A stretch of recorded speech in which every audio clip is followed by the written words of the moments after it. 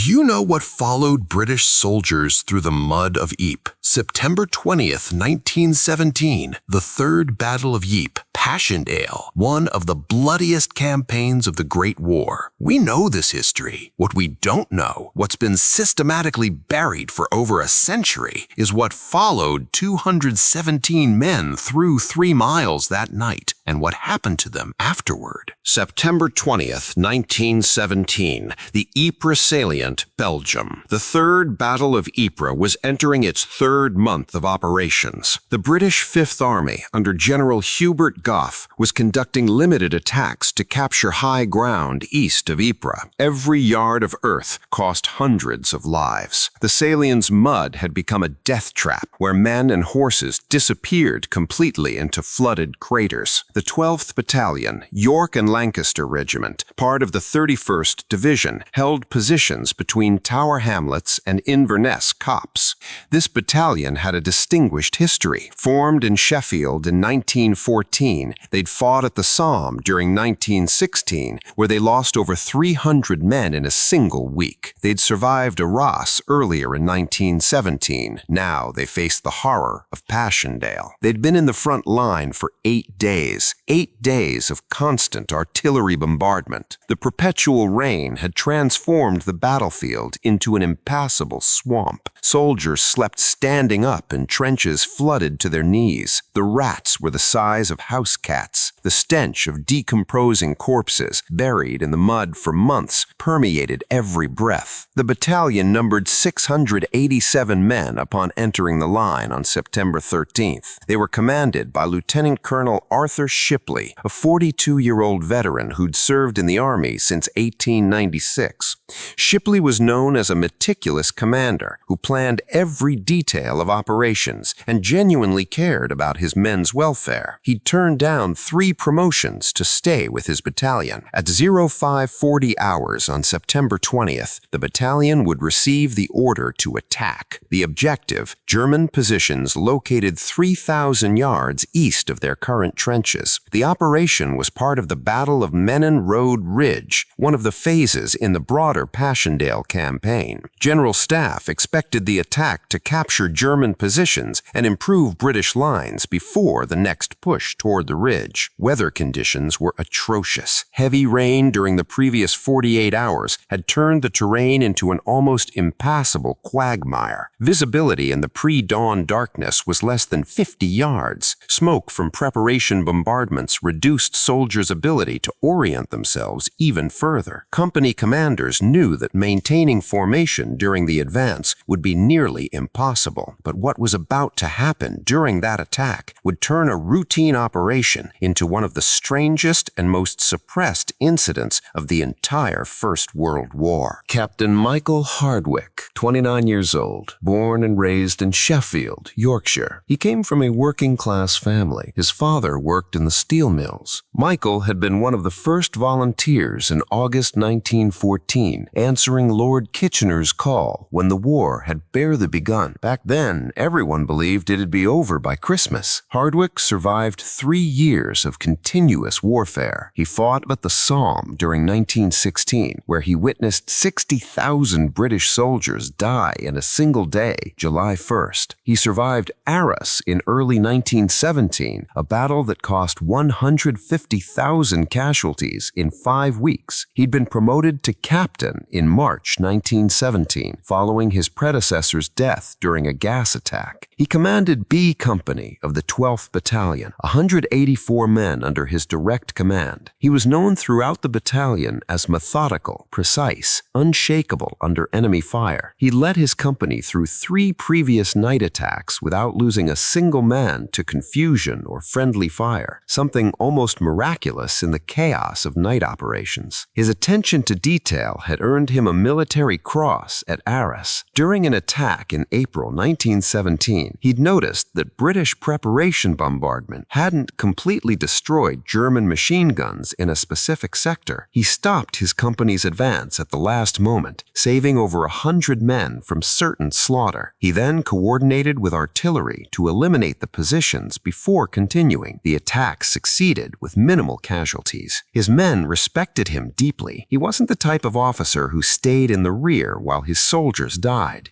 He shared the same trenches, ate the same rations, faced the same dangers. In a war where the difference between officers and enlisted men often meant the difference between life and death in terms of living conditions, Hardwick had earned genuine loyalty. But nothing in 3 years of war, nothing in 36 months of industrial horror had prepared him for what he'd witnessed during the advance of September 20th, 1917, because what Hardwick would see that night had no explanation in any military manual, in any physics textbook, in any intelligence report from any army in the world. At 0540 a.m. on September 20th, 1917, the preparation bombardment ceased abruptly. The sudden silence was almost deafening after hours of constant artillery roar. It was the signal. 4 companies of the 12th Battalion, York and Lancaster, went over the parapets of their trenches and began the advance toward German positions. The darkness was absolute. Dawn was still 40 minutes away. Rain reduced visibility even further. Soldiers advanced, orienting themselves by compass and by tracer rounds marking the direction of advance. The bombardment had shifted 200 yards forward,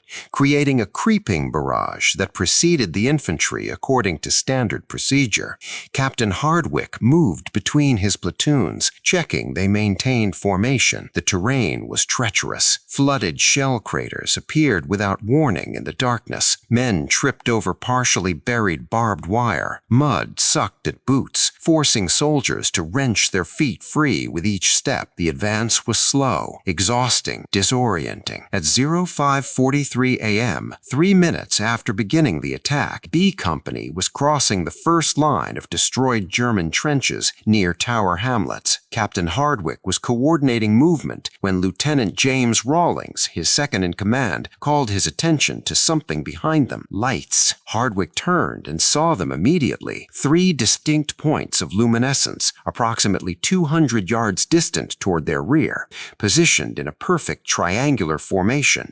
Each light appeared to be roughly 4 feet in diameter, based on comparison with nearby visible craters. Lieutenant Rawlings, 24 years old, from Rotherham, confirmed the sighting. It wasn't a hallucination. It wasn't combat stress. Both officers saw them clearly, and as they watched for the next few seconds, they understood something disturbing. The lights were moving. They were advancing, following the exact same direction as the battalion. For the next 47 minutes, as the battalion continued its advance through 3 miles of shattered no-man's land, those lights would follow them with precision that defied all rational explanation. The lights' behavior immediately eliminated any conventional explanation. They weren't flares. British illumination flares, the so-called very lights, followed ballistic trajectories, burned for 30 to 60 seconds maximum, and drifted with the wind. These lights maintained fixed position for continuous minutes, despite winds measured at 15 to 20 miles per hour. They weren't searchlights. German searchlights were positioned miles to the rear, couldn't penetrate the rain and smoke, and were stationary installations mounted on fixed platforms. These lights moved across 3 miles of cratered, muddy, obstacle-filled terrain, maintaining perfect formation. They weren't aircraft. No aircraft in 1917 could hover. The fastest reconnaissance planes, the British RAF SE-5A and the German Albatros D-5, had maximum speeds of 138 and 116 miles per hour, respectively.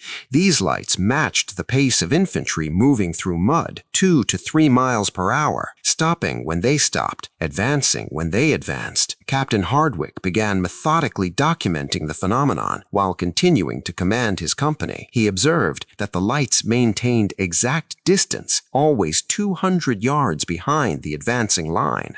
When B Company slowed to navigate a field of flooded craters, the lights slowed proportionally. When they accelerated across firmer ground, the lights accelerated in perfect synchronization. The formation never varied. Perfect equilateral triangle, each light separated from from the others by approximately 50 yards, as if they were connected by invisible rods that maintained exact geometry regardless of terrain or conditions. But the most disturbing aspect, the detail that Hardwick would record in his official report as more unsettling than the light's appearance itself, was the absolute silence. The roar of artillery was constant, audible from miles away. German counterbombardment was falling 400 yards to the south, each explosion clearly audible. British aircraft had conducted reconnaissance at dawn, their rotary engines clearly audible despite altitude. These lights at ground level, 200 yards behind moving troops, were completely silent. No engine sound, no mechanical noise of any kind, no whistle of wind that any object moving through air would produce. Absolute silence as they followed 600 men across the battlefield. And what would happen when they tried to approach those lights would prove this was no natural phenomenon or known technology from any warring nation. Captain Hardwick wasn't the only witness. The incident was observed by soldiers along the entire battalion front, approximately 1,200 yards of frontage. What began as a private observation between two officers quickly became a phenomenon witnessed by hundreds of men. Company Sergeant Major William Bright, A Company, positioned 400 yards north of Captain Hardwick, filed an independent report describing 3 luminous objects maintaining formation behind our advance, visible throughout the attack. His report included an additional detail Hardwick hadn't mentioned. The lights appeared to observe our movement with purpose, as if studying our tactics. Lieutenant Colonel Arthur Shipley, battalion commander, observed the lights from his command post, located 600 yards to the rear. His official report, submitted to 94th Brigade headquarters, stated phenomenon observed by multiple companies during advance. Lights maintained consistent position relative to advancing troops despite variable terrain and tactical pauses. Behavior inconsistent with any known pyrotechnic or atmospheric effect. Request Intelligence Branch investigation. Second Lieutenant David Morrison, C Company, described in his field diary, discovered in 2003 at an estate sale, that the lights followed us like shepherds watching sheep. The precision was inhuman. They knew where we were going before we did. Even German soldiers observed the phenomenon. Documents captured after the war and held at the National Archives in Kew show that elements of the 54th Reserve Division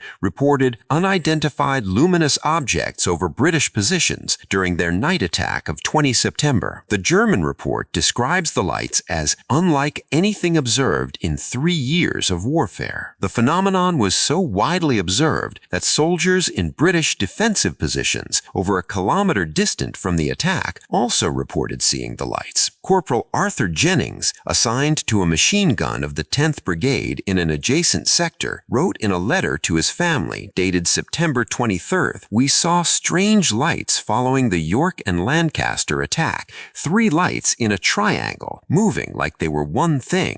The lads said they'd never seen anything like it. Some thought they were new German weapons, but they didn't attack, just watched." At 06:15 hours, when B Company consolidated on their objective near Inverness Copse, the lights remained stationary 200 yards to the west. The attack had been successful. German positions had been captured with relatively light casualties, but the mystery of the lights remained unresolved. And what Captain Hardwick decided to do next would reveal capabilities of those lights that no 1917 technology could explain. Captain Michael Hardwick, 29 years old, born and raised in Sheffield, Yorkshire. He came from a working-class family. His father worked in the steel mills. Michael had been one of the first volunteers in August 1914, answering Lord Kitchener's call when the war had barely begun. Back then, everyone believed it'd be over by Christmas. Hardwick survived 3 years of continuous warfare. He fought at the Somme during 1916, where he witnessed 60,000 British soldiers die in a single day, July 1st. He survived Arras in early 1917, a battle that cost 150,000 casualties casualties in 5 weeks. He'd been promoted to captain in March 1917, following his predecessor's death during a gas attack. He commanded B Company of the 12th Battalion, 184 men under his direct command. He was known throughout the battalion as methodical, precise, unshakable under enemy fire. He led his company through 3 previous night attacks without losing a single man to confusion or friendly fire, something almost miraculous in the chaos of night operations. His attention to detail had earned him a military cross at Arras. During an attack in April 1917, he'd noticed that British preparation bombardment hadn't completely destroyed German machine guns in a specific sector. He stopped his company's advance at the last moment, saving over 100 men from certain slaughter. He then coordinated with artillery to eliminate the positions before continuing. The attack succeeded with minimal casualties. His men respected him deeply. He wasn't the type of officer who stayed in the rear while his soldiers died. He shared the same trenches, ate the same rations, faced the same dangers. In a war where the difference between officers and enlisted men often meant the difference between life and death in terms of living conditions, Hardwick had earned genuine loyalty. But nothing in 3 years of war, nothing in 36 months of industrial horror had prepared him for what he'd witnessed during the advance of September 20th, 1917, because what Hardwick would see that night had no explanation in any military manual, in any physics textbook, in any intelligence report from any army in the world. With German positions secured and his company reorganizing, Captain Hardwick made a decision. He needed to understand what those lights were.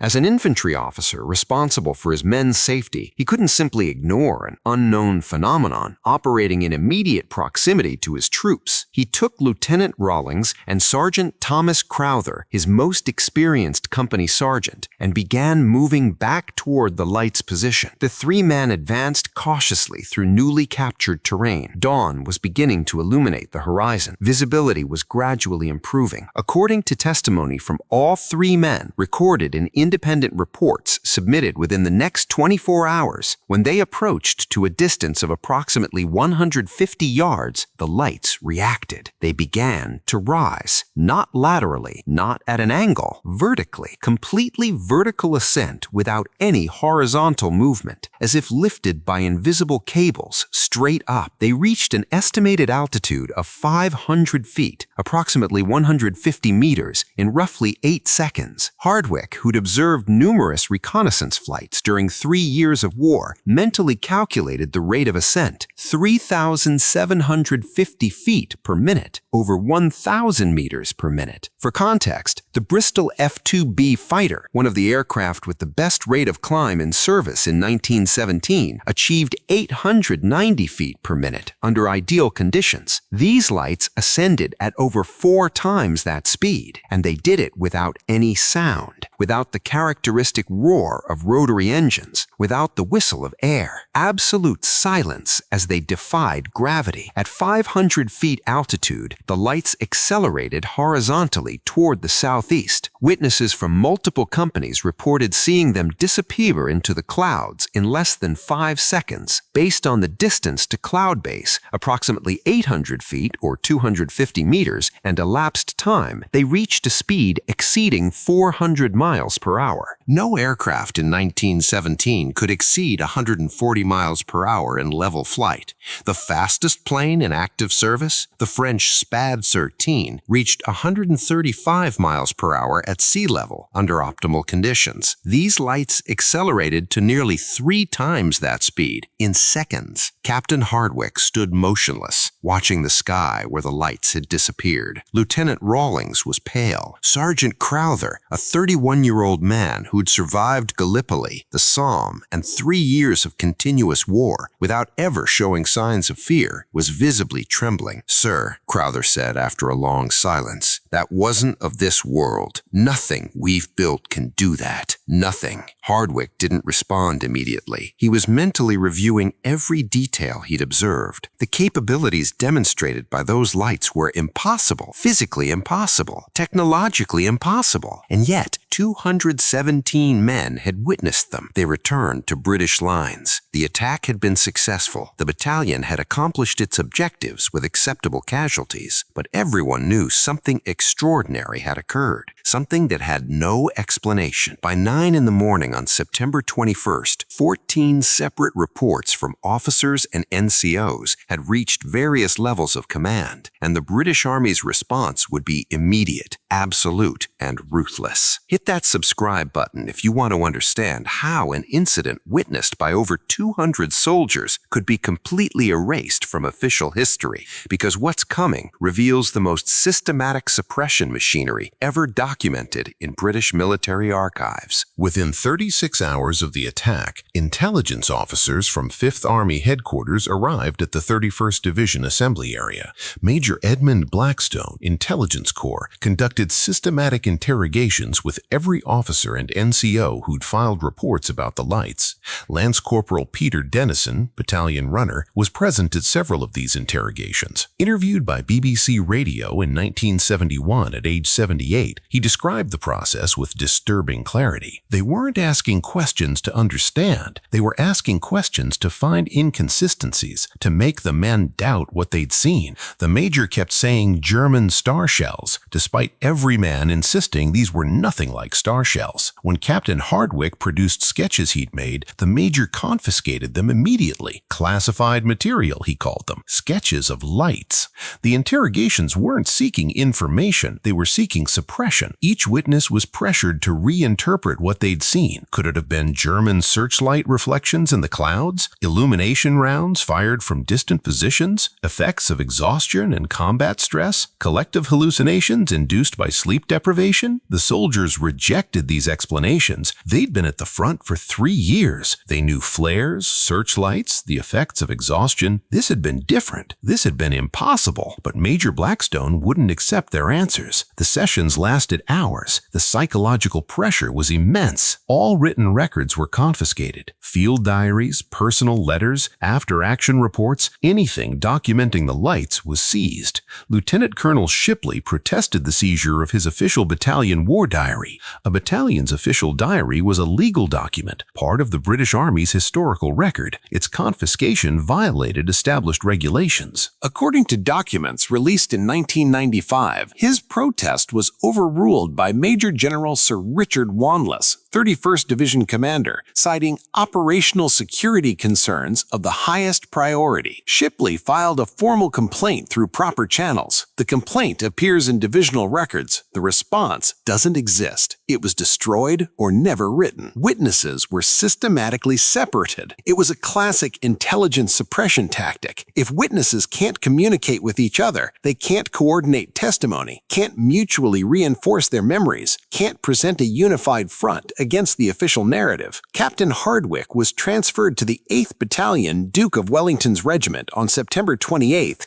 8 days after the incident. Lieutenant Rawlings was assigned to the 10th Battalion, West Yorkshire Regiment on October 2nd. Sergeant Crowther was reassigned to the 15th Battalion, also West Yorkshire, on October 5th. The official explanation for all 3 transfers was operational requirements for experienced personnel. The effect was to scatter the primary witnesses across 3 different brigades, ensuring they couldn't coordinate testimony or compare experiences. They were isolated, separated by miles of front lines, with no possibility of communication. But physical separation couldn't eliminate what they'd seen, couldn't erase the memory of 217 witnesses. And some of those witnesses would try to preserve the truth, try to document what they'd witnessed, try to ensure the story wouldn't be completely suppressed. What they didn't know was that British military intelligence wouldn't be satisfied with simply classifying reports and separating witnesses. The suppression would be total and deadly. Despite the pressure, despite the implicit threats, despite the systematic isolation, Several witnesses tried to preserve their testimony. They understood they were witnessing something historic, something that shouldn't be buried under classifications and official denials. Sergeant Thomas Crowther was one of the most persistent. In letters to his wife Margaret, dated between September 22nd and October 10th, 1917, he described his observations with meticulous precision. These letters, donated to the Imperial War Museum in 1989, are one of the few primary testimonies that survived the suppression. His September 22nd letter describes the lights. They weren't flares, Maggie. I've seen thousands of flares. These were different. They moved with us, like they knew where we were going, like they were studying us. The formation was perfect, exact triangle, never varied. And the silence, Maggie, the silence was the most terrifying thing. Everything in this war makes noise. The shells, the machine guns, the planes, even the wind whistles through the barbed wire. But these lights didn't make any sound. Nothing, like they were ghosts, but ghosts that can fly faster than any plane we've built. His September 28th letter mentions the interrogations. They questioned us for 3 hours. A major from London who didn't want answers, he wanted silence. He kept saying we'd seen flares, that exhaustion had made us imagine things, but there were over 200 of us. Did we all imagine the same thing? Did we all describe the same triangular formation? Did we all calculate the same impossible speed? No, Maggie, we saw something real, something they don't want anyone to know exists. His October 4th letter turns darker. They're watching us, Maggie, not the Germans, other people, the men who took our reports. They're always nearby now, watching, recording who talks to whom. They transferred me to a different battalion. They say it's for operational needs, but I know the truth. They're separating us, so we can't talk to each other, so we can't compare what we saw. Second Lieutenant David Morrison kept a detailed field diary throughout his service. His September 20th entry described the lights as sentient observers, tracking our movement with intelligence suggesting awareness, perhaps even intent. Morrison had been a physics student before the war. He understood the limitations of 1917 technology, and he understood that what he'd witnessed exceeded them completely. His diary was confiscated during the September 24th interrogations. According to his Batman, Private Leonard Shaw, Morrison demanded a receipt for the diary, citing King's regulations regarding personal property. He received a verbal assurance it would be returned after security review. The diary has never been located.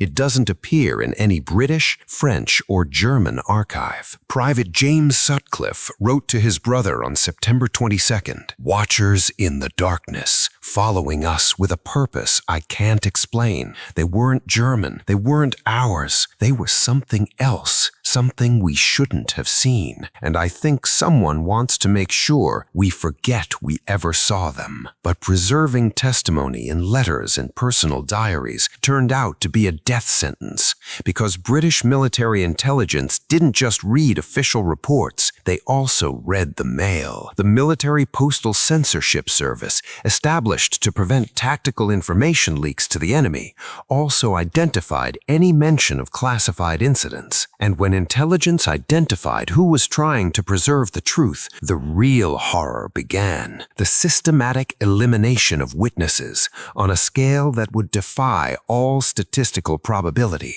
Smash that subscribe button if these suppression methods are shocking you, because the British military intelligence's most brutal decision hasn't been revealed yet.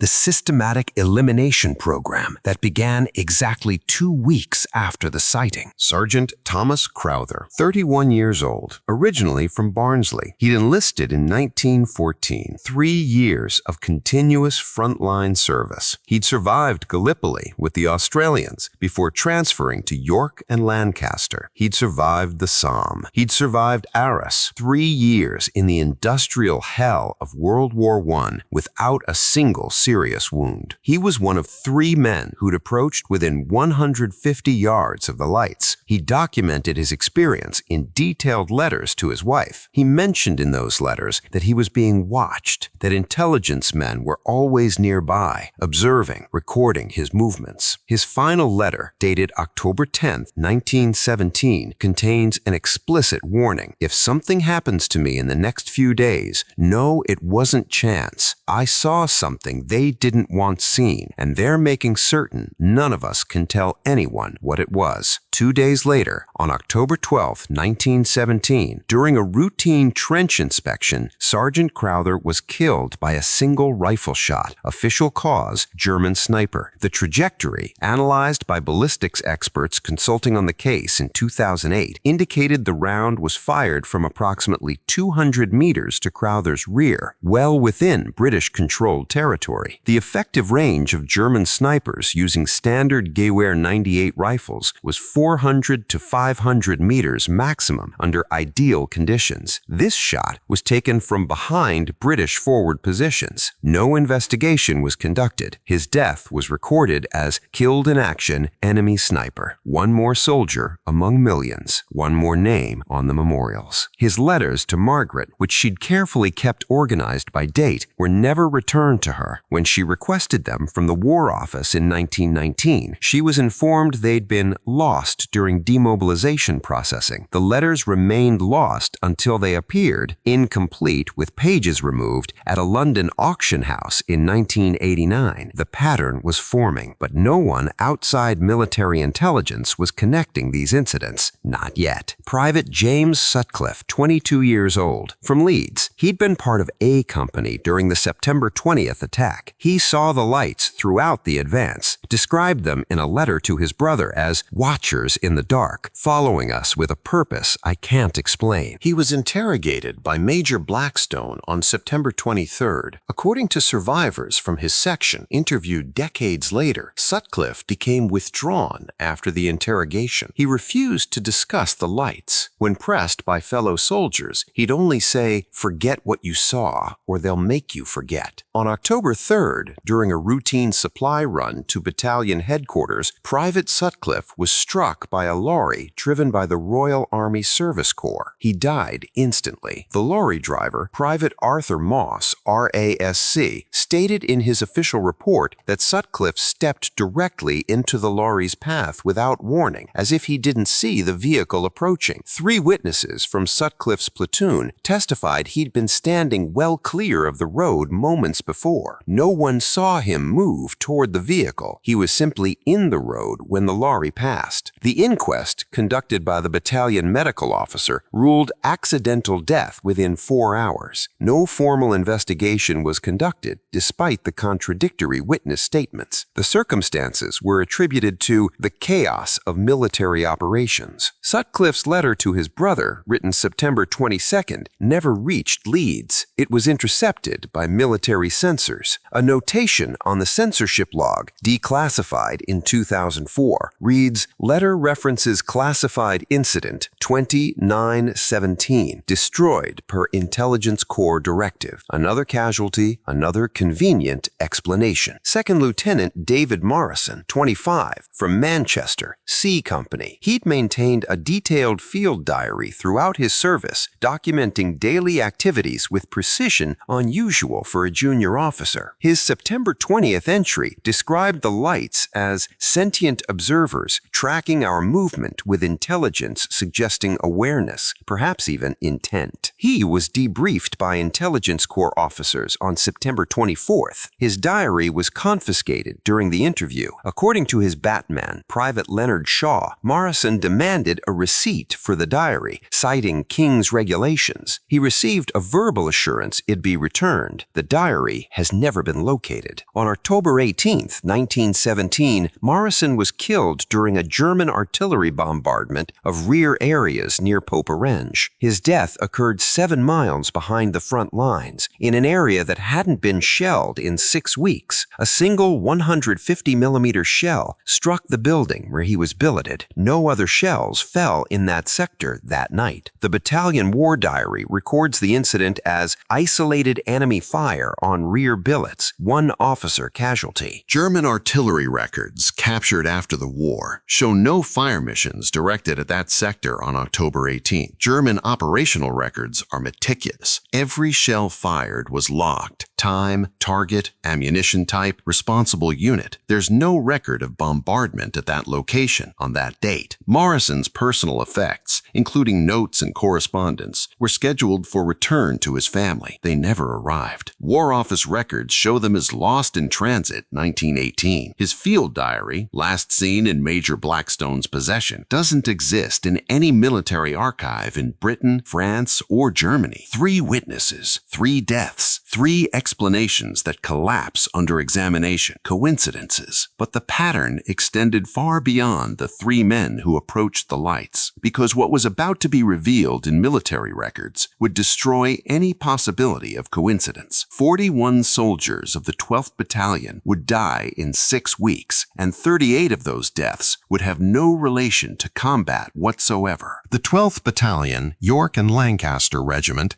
entered the line on September 13, 1917, with a strength of 687 officers and men.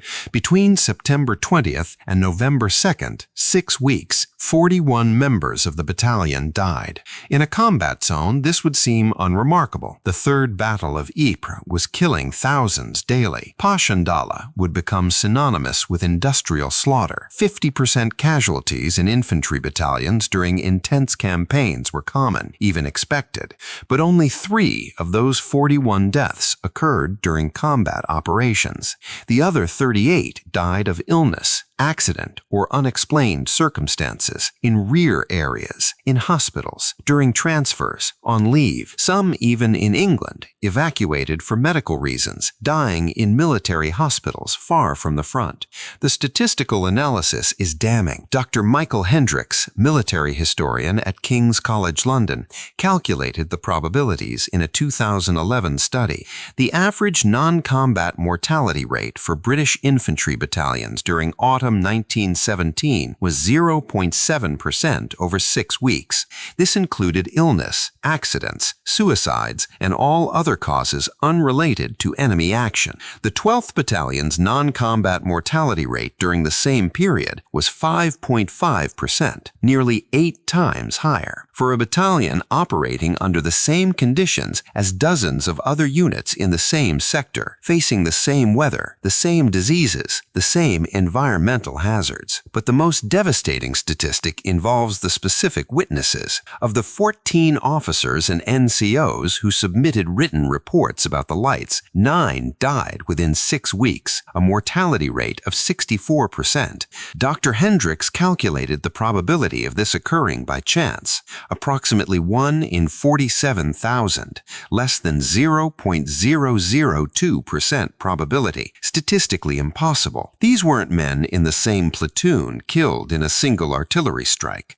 They were scattered across 4 companies, 3 subsequent battalions, 2 different divisions, separated by miles of front lines, assigned to different sectors, different tasks, different levels of exposure to danger. Yet they were dying at a rate that defied all statistical probability, as if they'd been marked, selected, systematically eliminated. The deaths took varied forms, but shared common elements that, when examined collectively, reveal a disturbing pattern. Captain Michael Hardwick, the primary witness, died on November 4, 1917, at number 22 Casualty Clearing Station near Proven. Official cause? Pneumonia and complications from gas exposure. Medical records, partially released in 1997, note that Hardwick had been evacuated from the line on October 29th with respiratory symptoms. He deteriorated rapidly despite treatment. The Attending physician Captain Richard Foster, RAMC, noted in his private correspondence, discovered in family papers in 2006, that Hardwick's symptoms were inconsistent with standard gas cases, no lung tissue scarring, no evidence of chlorine or phosgene exposure, yet he died as if his lungs had been destroyed by concentrated gas. Foster requested a full autopsy. The request was denied by Medical Services headquarters. Hardwick was buried within 18 hours. His military cross was returned to his widow. His service records note simply, died of disease contracted in the field. Lieutenant James Rawlings, second primary witness who approached the lights, was evacuated to England in October 1917, diagnosed with acute neurasthenia, the medical terminology of the era for severe psychological trauma. His medical file describes persistent claims of having witnessed advanced aerial technology. He died at Craiglockhart War Hospital in Scotland on February 3, 1918. Official cause? Influenza complications. Hospital records note he'd been in isolation for 2 weeks before his death, receiving no visitors. Isolation wasn't standard procedure for influenza cases. No autopsy was performed. Company Sergeant Major William Bright, A Company, who'd filed an independent report describing the lights as observing our movement with purpose, died on October 15th during a training accident. A defective mortar shell exploded prematurely during an instruction exercise in a rear area. Bright was the only one killed, despite 12 men participating in the exercise. Military investigation concluded the shell was defective. No responsibility was assigned. Munitions records don't show where that specific shell came from. Lot numbers don't match any recorded production from British munitions factories. Corporal Arthur Jennings, who'd observed the lights from a machine gun position in an adjacent sector and had written to his family describing them, drowned on October 23rd while crossing a canal near Ypres. The canal was less than 6 feet deep. Jennings had grown up in Liverpool, had known how to swim since childhood. His body was found in 3 feet of water. No investigation was conducted into the circumstances. Private Leonard Shaw, Second Lieutenant Morrison's Batman, who'd witnessed the confiscation of Morrison's diary, disappeared on November 8th during a transfer between units. He was listed as missing in action. His body was never recovered. He disappeared in a rear area 5 miles from German lines during daylight transport by lorry. He simply ceased to exist. The examples continue. 41 names, 41 soldiers who'd been present during the September 20th attack. 41 witnesses to the lights, 41 men dead in 6 weeks at a rate 600% above divisional average. The causes listed in official records: pneumonia, influenza, gas exposure, training accidents, drowning, disappearance, defective munitions explosions, being struck by military vehicles, falls from structures, sniper fire in rear areas, artillery bombardments in non-combat sectors. Each death individually plausible, each explanation individually acceptable. War was full of accidents, illness, bad luck. Men died in absurd ways constantly. That was the reality of industrial warfare. But collectively, statistically, mathematically, the pattern was impossible. 1 in 47,000. Those aren't odds. That's systematic elimination. And the evidence of deliberate elimination becomes even more conclusive when you examine what happened to the researchers who, decades later, tried to document this case. The incident might have remained buried forever if not for researchers who, decades after the war, discovered fragmentary references in scattered documents and began asking uncomfortable questions. In 1968, Dr. James Whitmore, military historian at Cambridge University, while researching night operations during the Third Battle of Ypres, discovered an obscure reference in partially declassified divisional records. A note in the 31st Division War Diary, dated September 21, 1917, mentioned unusual luminous phenomenon observed during night operations of 12th York and Lancaster.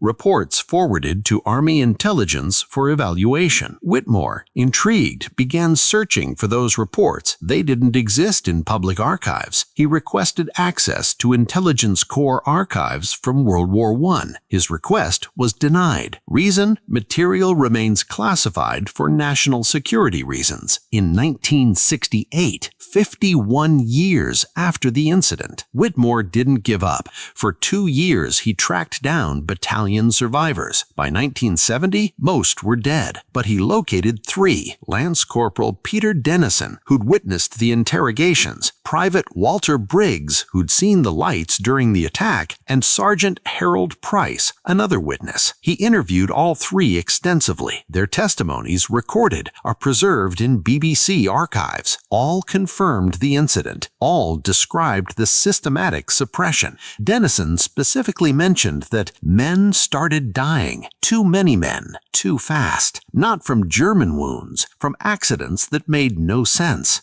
Whitmore began compiling a list of battalion casualties during the relevant period.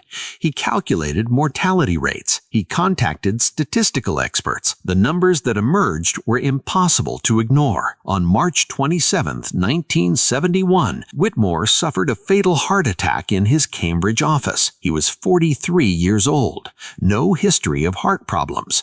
The autopsy ruled death by natural causes, acute myocardial infarction. His notes on the Ypres case disappeared from his office. His family never recovered them.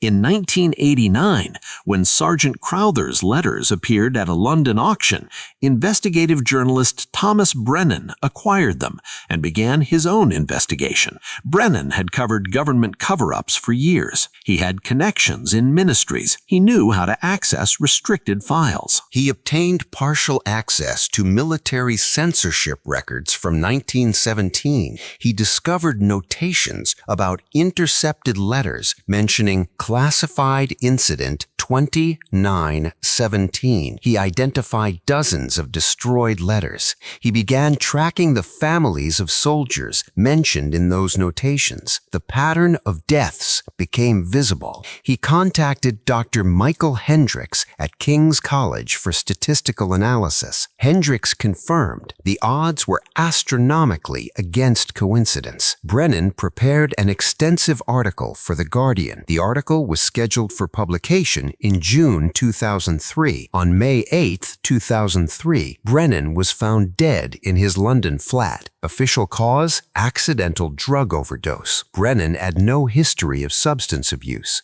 Police investigation concluded accidental death in 48 hours. His investigation into Ypres, all his files, notes, and article drafts disappeared. His computer was stolen during an alleged break-in. The backup disks he kept in a bank safety deposit box also disappeared. The bank has no record of access to the box except by Brennan himself. The article was never published. The Guardian stated source materials had been lost and the article couldn't be verified. The pattern repeats. Researchers ask questions. Researchers get close to the truth. Researchers die. Their investigations disappear. Every generation, someone finds a fragment, starts piecing it together, and the suppression machinery, established in 1917, reactivates. The official records remained largely sealed. The original reports filed by the 12th Battalion, York and Lancaster are held at the National Archives in Kew under reference WO95/2371/4. Classification: secret, sealed until 2044, 127 years after the incident. Attempts to obtain release under Freedom of Information laws have been consistently denied. In 2008, historian David Hartley filed a formal petition for partial declassification. The request was reviewed by the Ministry of Defense for 18 months. The response, dated March 2010, stated release of requested material would be contrary to public interest and could compromise national security. No elaboration, no specific justification. How could documents about events over 100 years ago threaten national security? What information about lights observed in 1917 requires protection in 2010. The public interest argument wasn't explained. The national security threat wasn't detailed. Files that have been released are massively redacted. A 2007 FOIA release of 12th Battalion intelligence summaries from the September-November 1917 period included 122 pages. Of these, 87 were so redacted they contained fewer than 20 legible words per page. Sections corresponding to dates around September 20th were removed entirely, with notation exempt under Section 23, National Security. French documents declassified in 2004 contain references to recurring luminous phenomena in the Ypres sector during autumn periods. French military intelligence had noted similar reports from British units on multiple occasions during 1917. These French documents suggest the September 20th incident wasn't isolated. It was part of a broader pattern. German archival material captured by the Soviets and released after the Cold War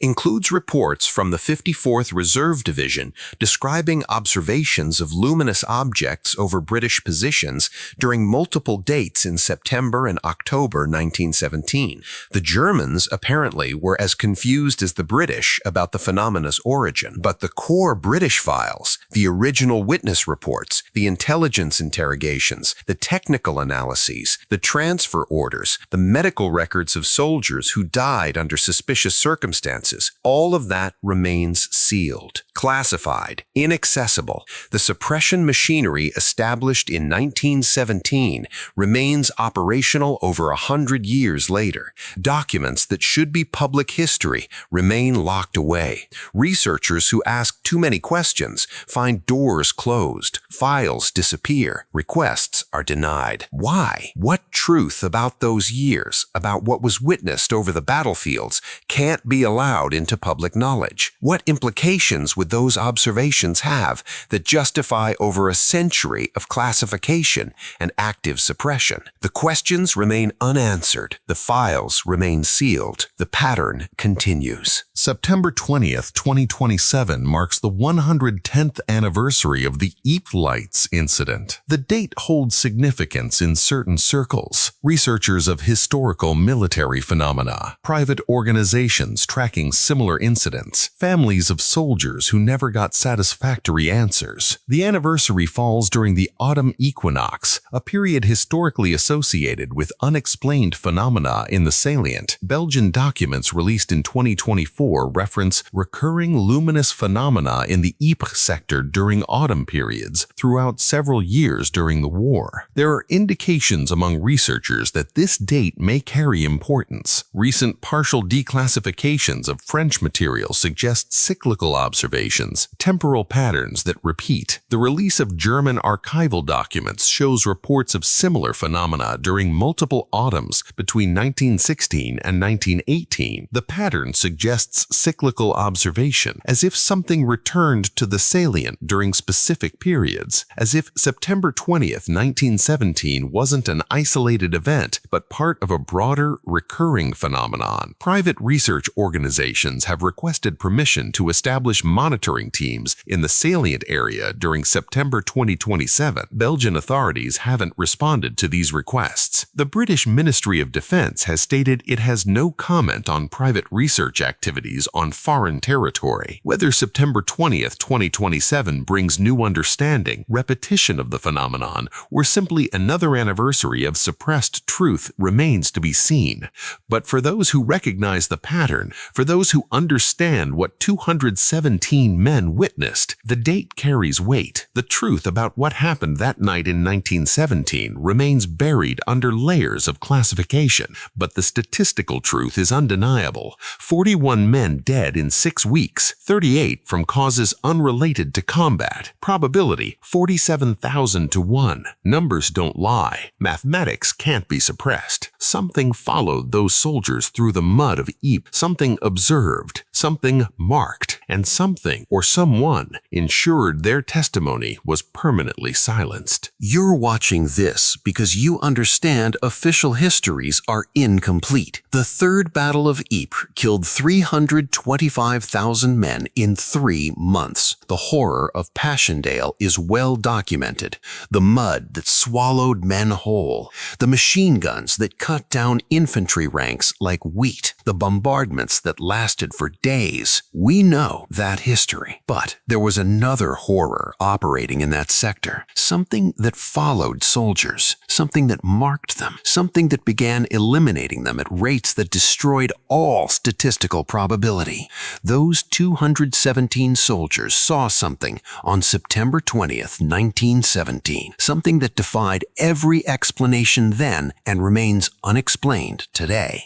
Their testimony was suppressed, not because they were wrong, but because their observations were too precise to dismiss. 3 lights in perfect triangular formation, maintaining exactly 200 yards behind advancing troops, constantly adjusting speed to maintain that distance, moving with them for 3 miles across impossible terrain, ascending vertically at rates exceeding any aircraft of the era by a factor of 4, accelerating horizontally at speeds 3 times greater than the world's fastest plane, and silence, absolute silence. In a war where everything produced deafening hound, these lights made no noise. They were interrogated, they were separated, they were silenced, and 41 of them died in circumstances ranging from improbable to impossible. 41 dead in 6 weeks, 38 from causes unrelated to combat. 1 in 47,000 odds this happened by chance.